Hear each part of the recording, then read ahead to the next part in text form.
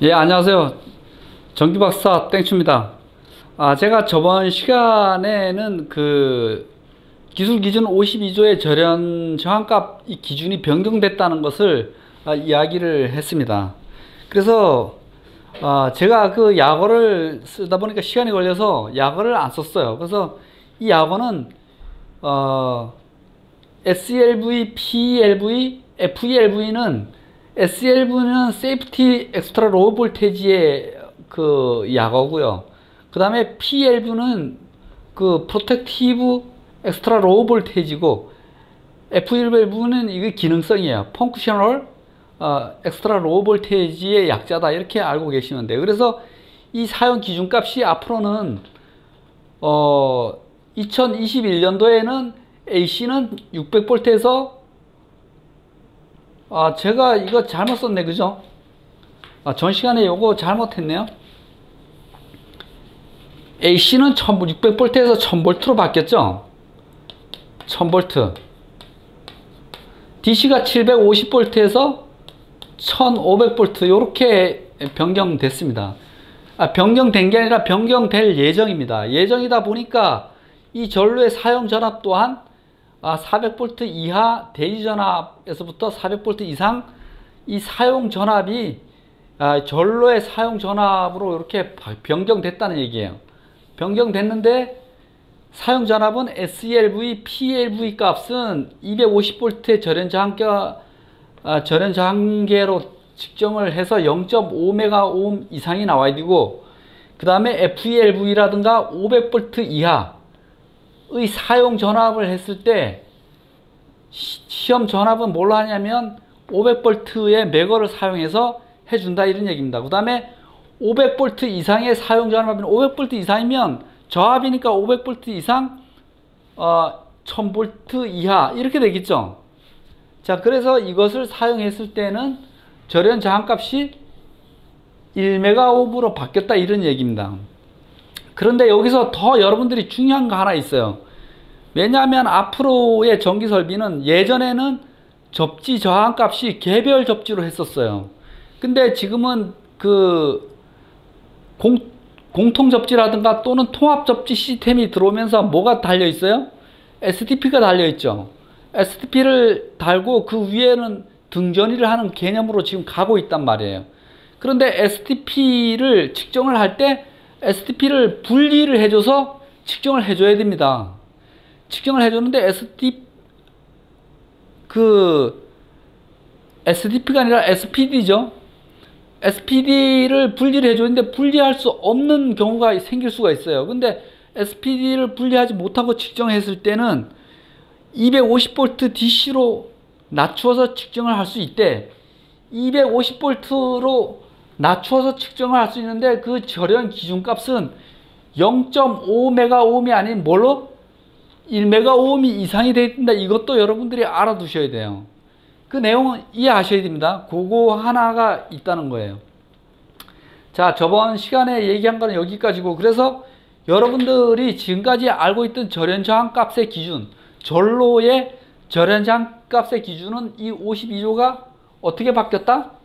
자, 이런 식으로 바뀌었다는 것을 필히 알고 계셔야 돼요. 자, 그 다음에 이제 감전, 우리 인체의 감전과 그 대책을 얘기를 하겠습니다. 감전이라 그러면 인체의 위험 전압이라는 것을,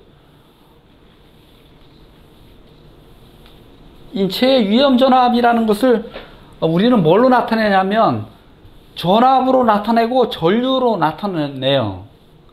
그 얘기는 뭐냐면 사람의 또 시험식을 통해서 사람의 그 인체 저항을 지정을 해보니까,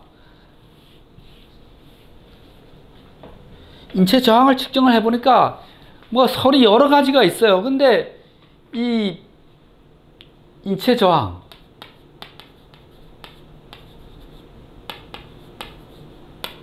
인체 저항을 측정해 보니까 여러 가지가 있는데 피부 저항이라는 게 있어요. 피부 저항, 인체 피부, 피부 저항이 약 한 2005옴 정도 되더라는 얘기예요. 2005옴. 2500 오hm 정도 되더라는 얘기예요. 그리고 인체 내부는 또 물이잖아요. 인체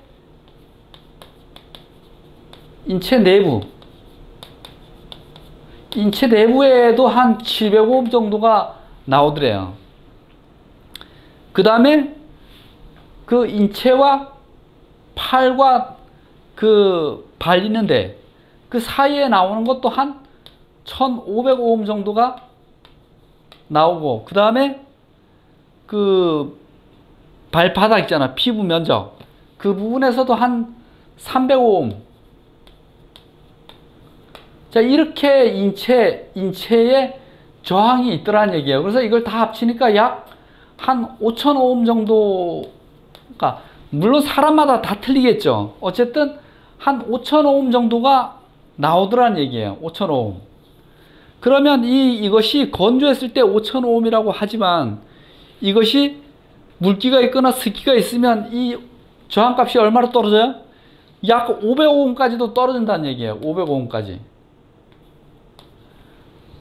저항이 떨어진다는 얘기는 우리는 뭐예요? I는 R분의 V라는 이 ohm의 법칙에 의해서도 저항이 떨어진다는 얘기는 전류가 그만큼 더 많이 흐를 수 있다. 즉, 더 잘 흐를 수 있다, 이런 얘기예요. 그래서 습기가 있거나 물기가 있거나 이런 젖은 장소에서 더 위험하다는 이유가 바로 여기에 있는 것입니다. 어쨌든 간에 인체 저항을 그 실험식에 의해서 측정을 해보니까 이렇게 인체 저항이 5000오음에서 500오음까지 왔다 갔다 하더라는 얘기예요. 물론 남자와 여자 간에서도 틀리고 어른과 아이 간에도 저항값이 틀려요. 어린 아이들이 더 이 저항값이 낮다고 합니다. 그러니까 그만큼 더 아이들이 더 위험하다, 그런 문헌도 있어요. 어쨌든 간에 이렇게 이 인체 내부에 저항이 있다는 것을 알아두시고, 그러면 이게 왜 필요한가? 이렇게 보시면 우리가 인체의 통전 전류의 한계라는 게 있어요. 통전 전류 한계.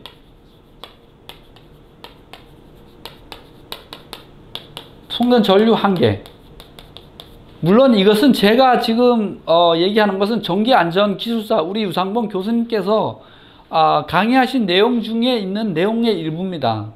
그러니까 그 안전기술사 듣는 분들은 다 알고 계실 거예요. 이 여자 같은 경우에는 6mA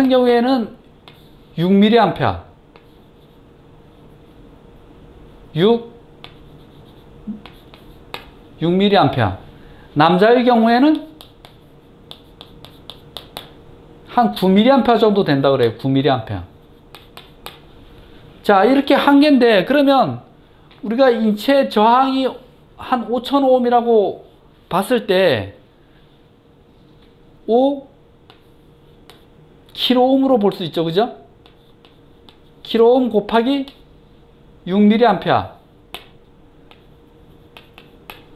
6mA 하면 5, 6에 30 하니까 한 30 볼트가 나오더라는 얘기예요. 그래서 우리나라에서는 한계 전압 AC에서는 30 볼트예요. 그럼 DC에서, 그러니까 이것이 인체의 위험 전압이라는 거죠. 인체 위험 전압. 30볼트로 정합니다. 물론 우리나라 외에 뭐 스위스라든가 이런 데는 28V, 25V 이렇게 측정하는 데도 있어요. 그래서 우리나라 같은 경우는 30V의 AC로 얘기를 하는 것이고, DC는 뭐예요? 이거에 루트 2배를 하면 되겠죠. 그죠? 곱하기 루트 2배를 하면 얼마가 나오냐면, DC 같은 경우는 42V가 나옵니다. 42V. 그래서 DC도 42V가 넘어가면 인체의 사람의 죽음의 전압, 이것을 죽음의 전압이라고도 얘기해요. 죽음의 전압. 죽음의 전압. 이렇게 내가 DC 같은 경우에는 42V가 넘어가면 이것도 위험하다, 이렇게 얘기를 하는 겁니다. 그래서 요 내용을 알아두시고 제가 여기에 대해서 이제 설명을 하도록 하겠습니다. 자, 여기서 220이라든가 380V의 단상 또는 삼상의 부하 설비에 전기를 가압을 하게 되면 제가 이 부하 설비도 시간이 지나면 노후화되다 보면 절연 저항값이 떨어진다 이렇게 얘기를 했죠. 그래서 이 절연 저항값이 기준값 이하, 제가 아까 얘기했던 기술 기준 52조에 의한 기준값 이하로 떨어지게 되면 이 부분에서 누설이 될 거고, 이 흐르는 전류를 우리는 누설 전류라고 얘기를 합니다. 그런데 예를 한번 들어볼게요. 예를 한번 들어서 이 S상의 절연이 안 좋았어요. 기준값 이하로 떨어졌어요. 그러면 그 기준값 이하로 떨어지다 보니까 그 절연이 안 좋은 곳을 통해서 전류는 누설이 되겠죠. 그럼 누설이 된다 그러면 이 부하설비 외함이 철제라 그러면 이 금속재 외함을 타고 흐르겠죠. 금속재 외함을 타고 흘러서 삼종접지는 105mm라 그랬어요. 삼종접지 저항값 접지선을 타고 대지로 흘러 들어옵니다. 뭐가? 누설 전류가. 대지로 흘러 들어오면 일부 또 대다수 사람들이 이 대지에는 정정 용량 C가 굉장히 크기 때문에 이 누설 전류를 흡수할 것이다. 그래서 대지로 흘러 들어오면 거기서 소멸될 것이다. 이렇게 생각하는 분들이 많습니다. 결론은 뭐예요? 아니다는 거예요. 자, 그렇다 그러면 소멸이 안 된다 그러면 이 전류는 어디로 가겠습니까?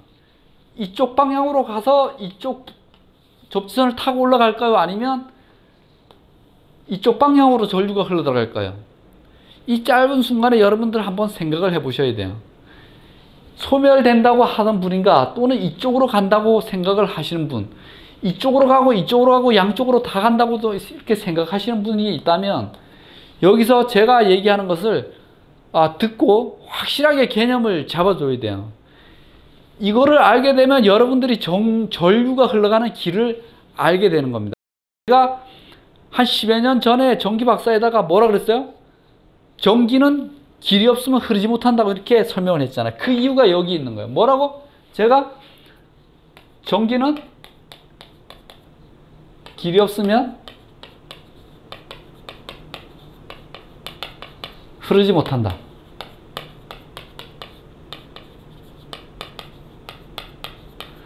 제가 이 문구를 썼어요.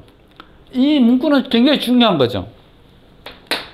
그래서 이 S상에서 이쪽으로 간다고 제가 얘기를 하면 이쪽으로 와서 삼종접선을 타고 금속재 외함을 타고 R상, S상, T상 이쪽으로 흘러가려고 하다 보니까 이쪽의 절연 저항값이 굉장히 양호해요. 기준치 이하예요. 기술 기준 52조 이상. 자, 그러면 이 누설 전류가 이쪽으로 흐를 수 있습니까? 없습니까? 예, 여러분들이 생각해도 당연히 이쪽으로는 흘러갈 수가 없다는 것을 알게 되겠죠. 자, 그러면 이 전류는 S상에서 나와서 금속재 외함을 타고 접지선을 타고 이렇게 대지로 흘러간다는 얘기를 우리는 뭐라고 표현을 하냐면 대지를 귀로로 한다 그래요. 왜? 자기 변압기로 돌아간다 그래서 귀로 한다 그러거든요. 그래서 대지를 귀로로 해서 변압기 제2종 접지선을 타고 중성점으로 올라와요. 자, 여기 올라오면 여기서부터 여러분들이 잘 생각해 주셔야 돼요.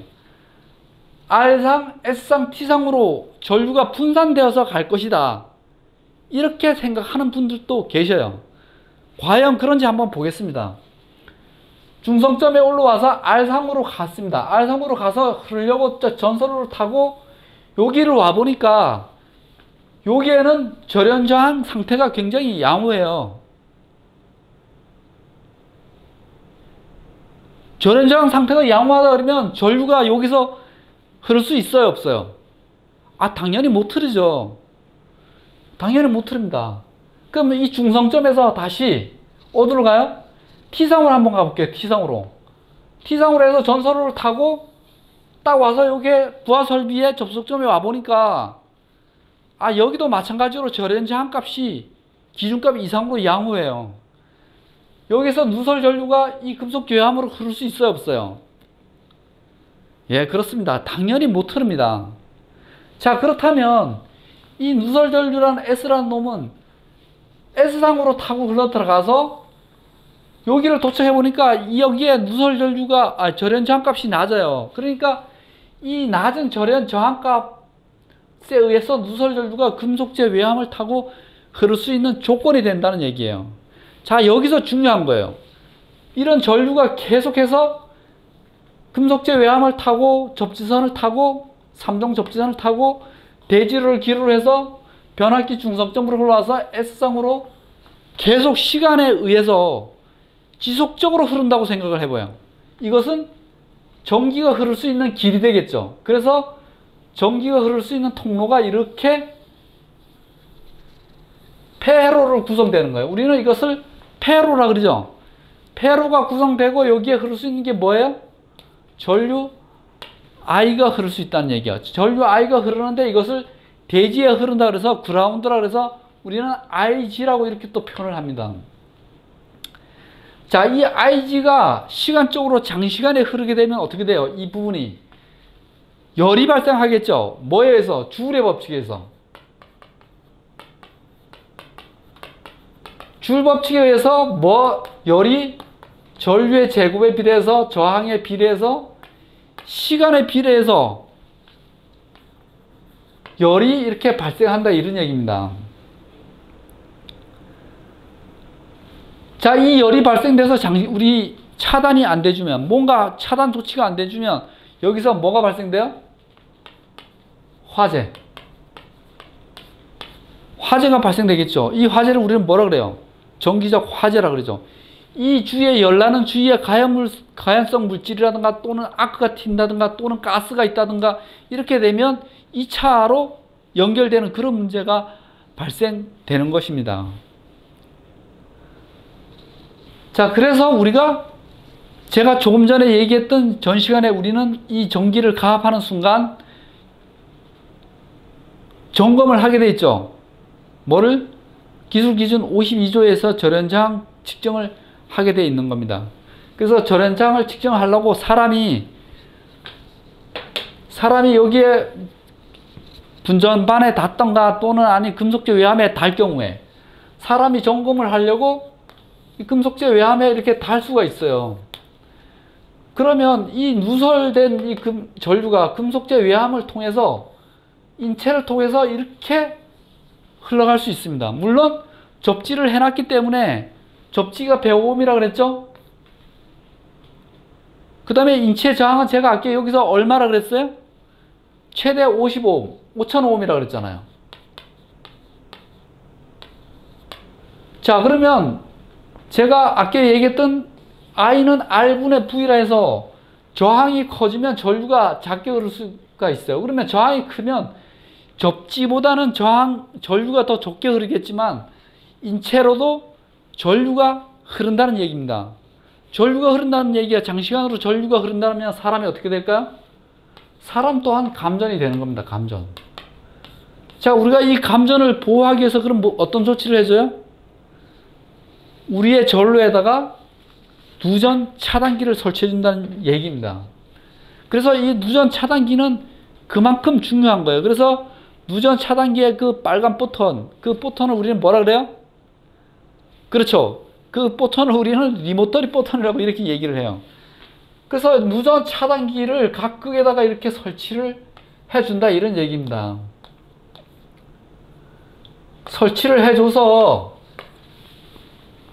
이 누전 차단기가 설치를 해주게 되면 이 차단하는 동작 원리는 어떤 원리로 동작을 하냐면 키로히오프의 제2법칙에 의해서 동작을 해요. 그럼 키로히오프의 제2법칙이 뭐냐? 유입되는 전류의 합과 유출되는 전류의 합은 같아야 된다 이런 얘기입니다. 그러면 유입되는 전류의 합과 유출되는 전류의 합이 같지 않을 때 그 차에 의해서 이 누전 차단기는 오프된다고 얘기를 하고 또는 전문용어로 우리는 뭐라 그래요? 정기적인 전문용어로 트립된다 그러죠.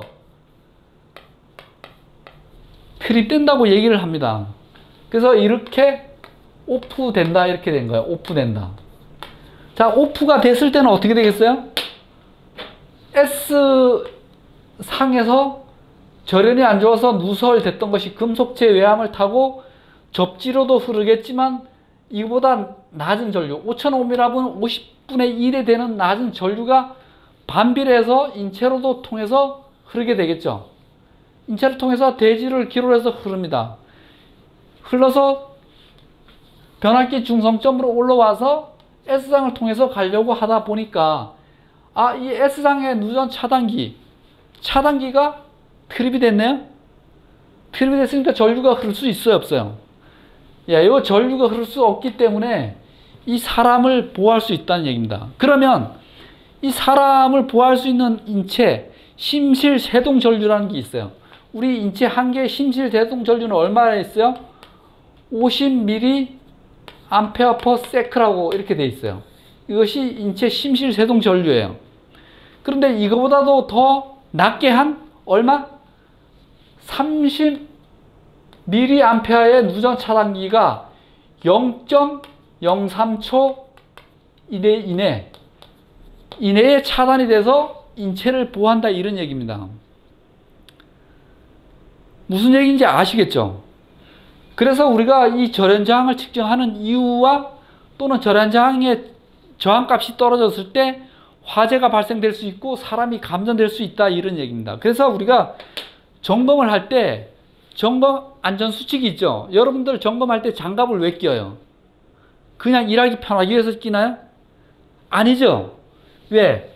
여기에다가 우리는 절연 장갑을 전기 설비를 점검하고 측정할 때 절연 장갑을 끼워주고 절연 장화를 신어주고 또는 더 안전하기 위해서 특고학 같은 데는 뭐야? 절연판, 백그라이트 판이라고 그러죠. 절연판 또는 절연 장화, 절연 장화 또는 뭐예요? 절연 장갑. 자, 이런 것들을 끼고 하는 이유가 절연 장갑을 끼웠을 때 S상에서 누설이 됐는데 이 누설 전류가 금속재 외암을 타고 사람의 손에 터지됐어요. 그럼 인체를 통해서 흘러가려고 하다 보니까 이 절연 장갑에 의해서 뭐예요? 절연이 되어 있으니까 누설 전류가 인체로 흘러 들어올 수 있겠어요? 없겠어요? 못 들어오죠. 못 들어오니까 사람이 감전에서부터 보호를 할 수 있다는 얘기입니다. 그래서 더 안전하기 위해서 뭐예요? 절연 장화를 신는 거예요. 절연 장화를 신는 이 상태에서도 대지와 절연이 되어 있으니까 누설 전류는 대지로 흘러갈 수 있겠습니까? 없겠습니까? 못 흘러간다고요. 그래서 더 안전한 겁니다. 그런데 여러분들 책에다 보면 안전관리 얘기하다 보면 안전모도 필수예요. 그죠? 왜 안전모를 씁니까? 사람은 상하로 볼 수 있지만 무의식적의 뒤를 볼 수는 없어요. 그래서 사람의 사고는 의식적 사고와 무의식적 사고로 분류도 되죠. 그래서 무의식적 사고, 무의식적 뒤로 보이지 않으니까 뒤로 어떻게 안 보이는 데서 뭐 모서리라든가 또는 동대 이런 데 부딪혔을 때 감전이 되든가 두뇌가 손상이 되든가 이런 것들을 방지하기 위해서 여기에다가 안전모를 착용하게 되면 더 안전하다 이런 얘기입니다. 그래서 우리가 안전관리자가 점검을 할 때 안전모를 써야 되고 절연 장갑 또는 절연 장화 이런 것들을 착용하고 하는 것이 우리 안전관리에 그만큼 중요하다는 것을 제가 여러분들한테 이런 얘기를 정말 많이 들은 이유입니다. 그래서 이 절연장을 왜 측정해야 되는지, 절연장 값이 2019년 3월부터 바뀌었는데 그 바뀐 이유가 2021년도부터 전압체계가 바뀐다. 저압하고 고압하고 전압체계가 바뀌다 보니까 그거에 의해서 절연장 한계치가 바뀌었고 그 한계치를 측정하는데 이 부하설비 측정할 때 우리 안전관리자가 이런 안전장구리를 착용을 하고 안전을 관리해 줘야 된다. 그렇지 않고 사람이 정기 우리 안전관리자 이외에 다른 사람들이 이런 절연이 떨어진 것을 모르고 이런 데 접촉이 되어서 사고가 나든가 또 이런 부분에서 화재가 나거나 이렇게 되면 경찰서에서 전력 수변전 설비 아니면 절연저항 일지 이런 것들을 가져와서 점검을 하게 돼요. 그래서 그 기준치 이내로 잘 점검했는지 또는 점검 기준에 맞추어서 잘 점검을 했는지 그런 것들을 다 보게 됩니다. 그래서 그런 것들이 제대로 안 돼 있으면 그런 거에 의해서 우리 안전관리자가 법적으로 제재를 받을 수 있으니까 그런 것들을 잘 관리해주고 우리가 또 해야 되는 일입니다. 그런 것들을. 그래서 이런데 화재라든가 이런 단자를 조임해 주는 거. 그래서 제가 정확한 수치는 모르지만 안전공사에서 표현한 것이 단자의 접점을 쪼여주는 것이 화재를 방지하는데 한 70%에서 80% 이상은 방지할 수 있다. 이런 제가 나온 그 기고문을 본 적도 있어요. 그만큼 뭐예요? 우리 안전관리자가 이런 부분에서 해줘야 될 일이 굉장히 많다. 저는 이렇게 생각을 합니다. 오늘 얘기 여기서 마치겠습니다. 예, 대단히 고맙습니다.